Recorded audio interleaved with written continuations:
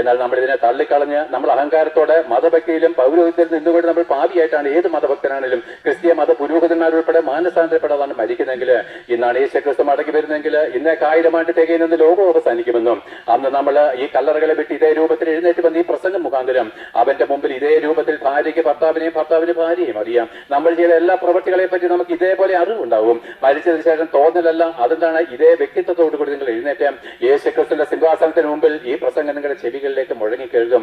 അയ്യോ, ഞങ്ങളെ സ്നേഹിച്ച് റാന്നിയുടെ പ്രദേശത്ത് നിന്ന് കടന്ന ഈ ഉപദേശമാരെ ഞങ്ങൾ വിട്ടുകളഞ്ഞല്ലോ, അവരുടെ വാക്കുകൾ ഞങ്ങൾ കേട്ടില്ലല്ലോ കർത്താവ് എന്ന് പറയുമ്പോൾ കുഞ്ഞെ ജീവിച്ചിരുന്നപ്പോൾ മാനസാന്തരപ്പെടാത്തത് വഴി തന്നെ അവൻ നരകത്തിലേക്ക് തള്ളിക്കളയും. കാരണം എന്താണ്? പാപികൾക്ക് സ്വർഗരാജ്യം അവകാശമാക്കുവാൻ കഴിയത്തില്ല.